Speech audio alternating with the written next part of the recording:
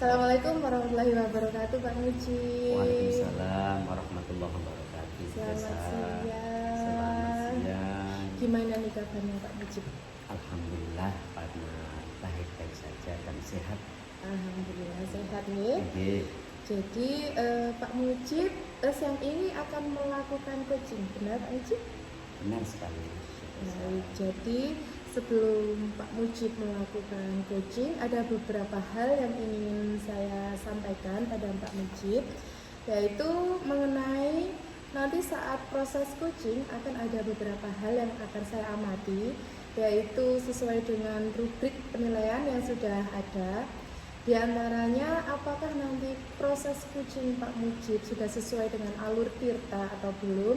Lalu apakah Pak Mujib sudah memberikan pertanyaan berbobot atau belum?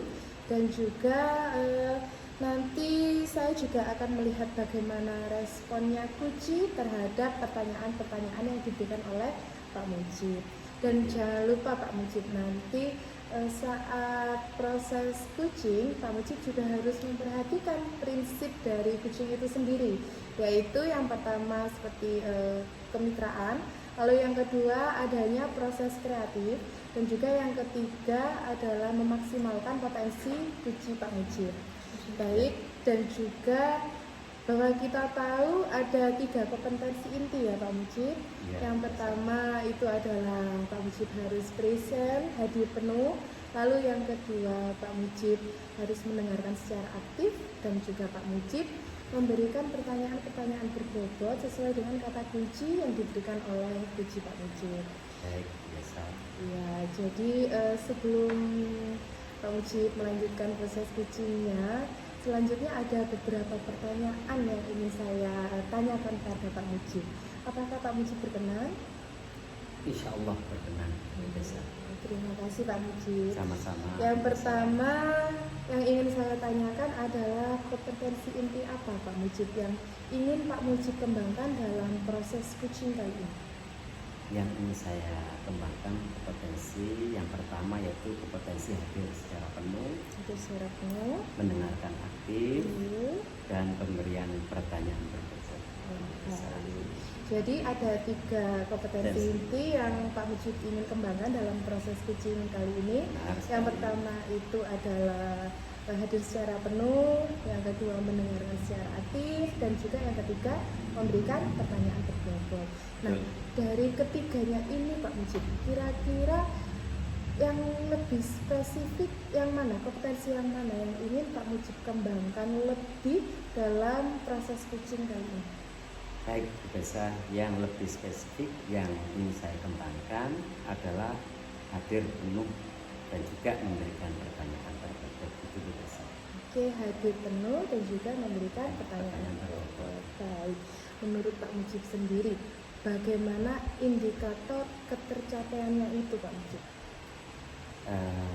Indikator ketercapaian bagi saya adalah saat coach dapat menemukan sendiri solusi atas permasalahan. Baik. Ya, terima kasih Pak Mujib sudah berkenan menjawab pertanyaan-pertanyaan saya. Setelah ini silahkan Pak Mujib lanjutkan proses coachingnya Pak Mujib. Nanti setelah proses coaching ini selesai, kita akan ngobrol-ngobrol lagi ya Pak Mujib ya. Ya. Dan semoga Pak Mujib bisa secara maksimal memberikan pertanyaan berbobot pada kunci saat proses coaching nanti dilaksanakan. Amin, amin. Dan juga silakan sekarang Pak Mujib bisa langsung memulai proses coachingnya dengan Mujib. Terima kasih Bu Desa. Sama-sama Pak Mujib. Assalamualaikum Pak Mujib. Pak, maaf saya bisa minta waktunya sebentar. Ada apa? Iya, Kelihatan bingung. Iya Pak, saya sedang ada masalah ini. Itu seperti beban buat saya karena ini ada masalah dalam pembelajaran saya di kelas sekarang Pak.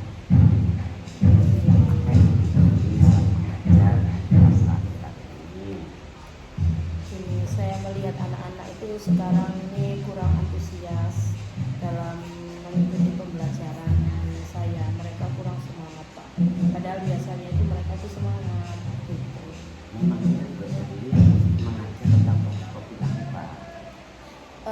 kebetulan saat ini saya sedang mengajar ini tentang topik teks anekdot Pak. Gitu. Sebenarnya apa yang ingin didapatkan dari percakapan kita saat ini? Saya ingin anak-anak ini semangat dalam pembelajaran saya. Mereka bisa lebih antusias dalam pembelajaran saya, gitu Pak. Berapa jumlah pemberi yang kurang sukses dalam mengikuti pembelajaran? Kalau saya amati ketika pembelajaran teks anekdot kemarin itu hampir seluruhnya dari jumlah murid di kelas itu kurang antusias Pak. Begitu. Menurut Dewi, apa yang mempengaruhi murid panjenengan kurang antusias dalam pembelajaran? Apa yang mempengaruhi? Iya, menurut saya ini ada beberapa faktor yang mempengaruhi mereka ini kurang antusias. Ini yang pertama itu anak-anak belum pernah mendengar atau belum pernah mempelajari teks anekdot sebelumnya. Jadinya karena memang adanya pembelajaran teks anekdot dalam pelajaran bahasa Indonesia itu hanya di kelas 10, jadi jenjang-jenjang sebelumnya itu belum ada gitu. Kemudian yang kedua, anak-anak menganggap hal ini itu baru karena memang baru dipelajari nih Pak, dan mereka merasa kesulitan dalam mempelajari teks anekdot ini. Padahal sebenarnya mereka sudah melakukan praktek teks anekdot setiap hari sebenarnya itu. Begitu. Yang ketiga, anak-anak minim pengetahuan tentang teks anekdot. Begitu Pak. Situasi seperti apa yang kita inginkan dalam masalah ini? Nah, saya ingin anak-anak itu tertarik ketika melaksanakan pembelajaran teks anekdot. Jadi mereka itu kalau sudah tertarik, sudah antusias, kan mudah dalam pelajarinya, gitu Pak. Iya. Apabila ada rantangan angka 1 sampai 10, di mana posisi murid ini? Gitu ya. Iya.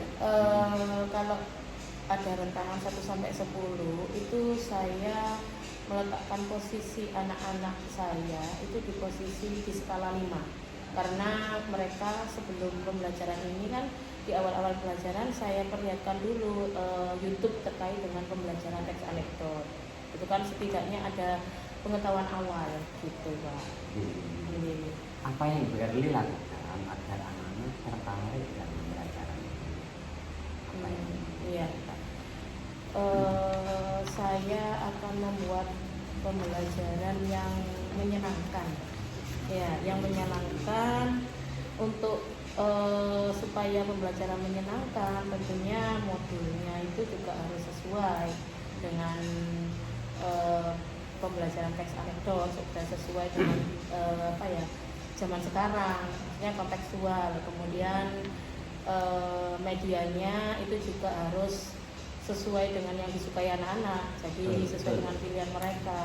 Kemudian metodenya, ini metode yang yang ketika melaksanakan pembelajaran ini yang memberikan anak-anak ini intinya ada makna di dalam proses pembelajaran itu yang lebih mengena nantinya, gitu Pak. Kemudian apa yang harus siapkan untuk mencapai tujuan itu? Ya, satu tadi itu berarti saya harus menyiapkan modul, membuat modul ajar. Jadi tentunya saya harus diskusi dulu dengan rekan sejawat. Kalau di SMA berarti dengan guru sesama mata pelajaran bahasa Indonesia. Kemudian yang kedua, mencari media yang yang sesuai dengan pilihan dan minat anak-anak. Jadi anak-anak sebelumnya untuk mengetahui itu saya tanya dulu mereka ini minatnya itu dalam media bentuk pembelajarannya bagaimana, video kah atau cerita bergambar atau hanya cerita tulisan gitu kan. Tapi harus saya siapkan sesuai dengan pilihan mereka. Kemudian yang ketiga, ini memilih dan menentukan metode yang tepat dan sesuai dengan topik yang saya bahas, yaitu teks anekdot. Jadi ini saya akan menentukan metodenya ini PJBL, karena menurut saya kalau PJBL ini kan nanti ada prosesnya ini lebih saya pilih yang pembelajaran yang bermakna setiap langkahnya, kemudian kan ada hasilnya. Dari hasilnya ini nanti bisa disesuaikan dengan pilihan anak-anak, bisa membentuk model video atau cerita bergambar sesuai dengan keinginan mereka gitu, Pak. Mudah-mudahan tercapai gitu ya. Amin. Oke. Iya. Langkah konkret seperti apa yang nanti akan dilakukan? Iya. Satu tadi ada modul, berarti modulnya ini harus sesuai dengan capaian pembelajaran atau CP yang sudah ada di kurikulum. Kemudian media pembelajaran bisa berupa video, gambar atau tulisan yang sesuai dengan minat anak-anak atau pilihan anak-anak. Yang ketiga, metode pembelajaran yang saya gunakan tadi di PJBL itu tadi. Itu, Pak. Kemudian apa yang bisa memastikan hal itu bisa tercapai? Iya. Memastikan itu berarti saya ini harus dengan adanya modul ini tadi kan sudah ada rubriknya nanti, dan juga kalau sudah ada diskusi dengan teman sejawat itu pasti kan sudah ada pantauan dari Bapak Ibu guru sesama mata pelajaran, nanti hasilnya itu bisa kita diskusikan lagi. Untuk tindak lanjutnya itu didiskusikan lagi. Jadi ini akan menjadi pasti akan terlaksana pelajaran itu. Kemudian selain itu juga karena sudah seperti yang saya sampaikan bahwa sebenarnya anak ini sudah melakukan kegiatan yang berkaitan dengan teks anekdot dalam kegiatan sehari-hari, dalam kehidupan sehari-hari, jadi ada kaitannya. Jadi nanti saya hubungkan dengan kehidupan mereka secara konkretnya gitu. Alhamdulillah. Iya. Jadi apa yang akan dilakukan setelah menyampaikan ide tersebut? Apa yang dilakukan?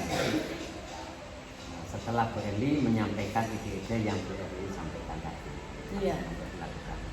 Saya akan tentunya pastinya akan mengeksekusi ya Pak ya, akan melakukan ide-ide yang saya sampaikan tadi kepada Bapak mulai dari awal sampai akhir, mengenai pembuatan modul yang di dalamnya sudah sesuai dengan kurikulum, tentunya ada rubrik penilaiannya dan juga ada manajemen waktunya supaya pembelajaran ini tepat sasaran dan tidak waktunya ini tidak banyak di bagian tertentu, jadi sesuai dengan waktu yang telah ditentukan, jadi selesainya juga pasti gitu, Pak. Oke. Apa kriteria yang diinginkan dalam pembelajaran apa itu? Diinginkan kriterianya. Kriterianya itu saya ingin anak-anak ini bisa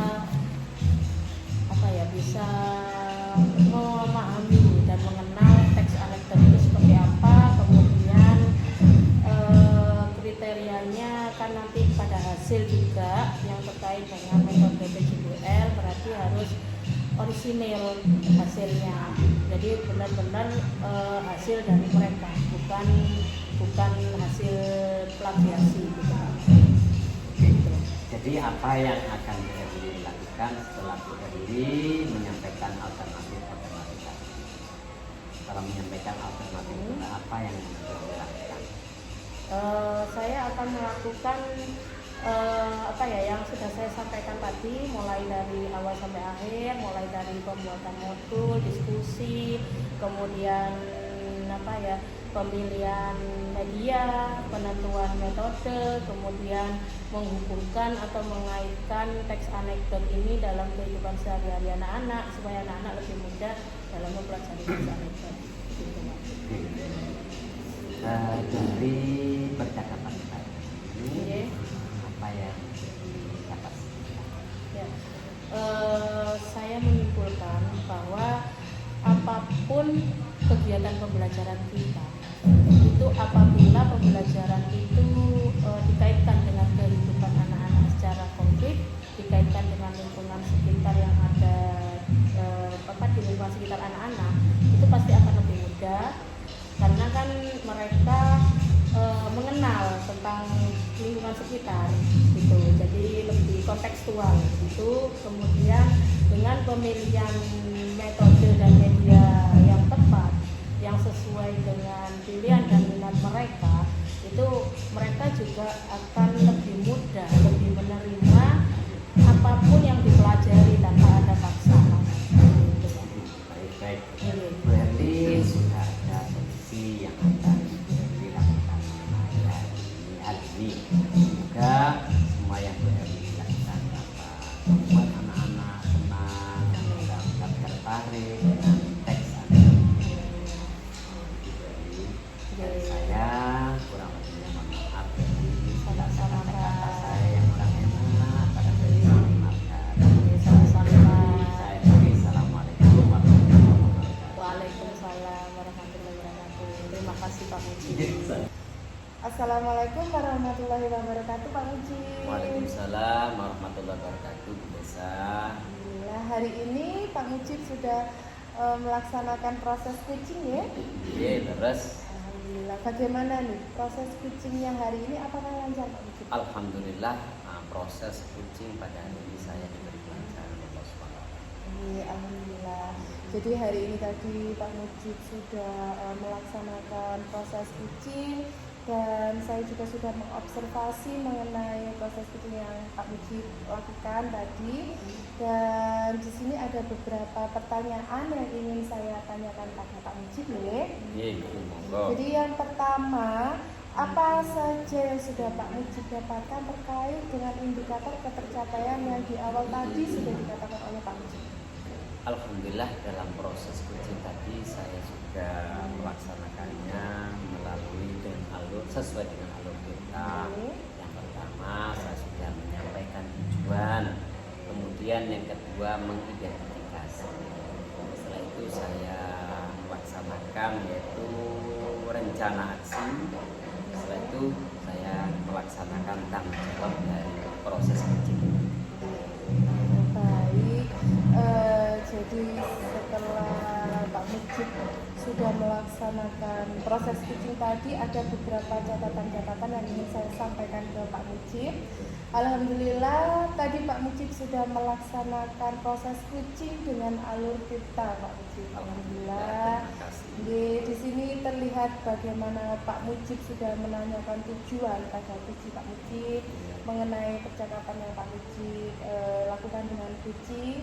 Lalu juga Pak Mujib sudah berhasil menuntun kucing untuk dapat mengidentifikasi apa masalah yang ada pada dirinya. Dan juga Pak Mujib tadi saya lihat sudah berhasil menuntun kucing untuk melakukan rencana aksi mengenai gagasan-gagasan yang telah diberikan oleh kucing. Lalu juga Pak Mujib saya lihat tadi sudah bisa menuntun kucing untuk menemukan rasa tanggung jawab yang ada pada diri sendiri, Pak Mujib.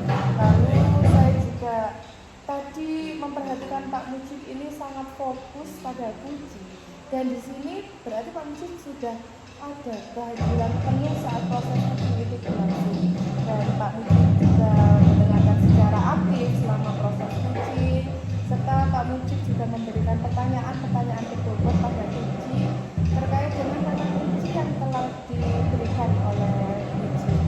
Nah, untuk pertanyaan ketiga nih Pak Mujib, untuk kedepannya kompetensi apa lagi yang ingin Pak Mujib kembangkan setelah Pak Mujib melakukan proses kucing hari ini, Pak?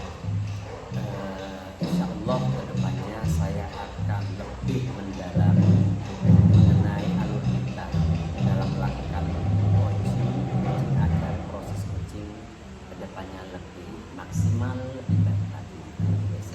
Baik, luar biasa sekali yang telah Pak Mujib lakukan dalam proses kucing hari ini, Pak Mujib ya.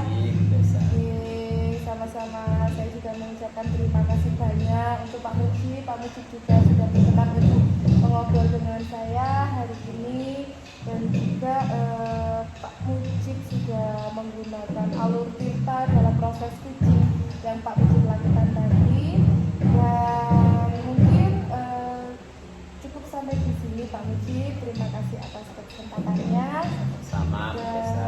Oke, saya akhiri sampai di sini ya Pak Mujib. Terima kasih banyak. Wassalamualaikum warahmatullahi wabarakatuh. Waalaikumsalam warahmatullahi wabarakatuh.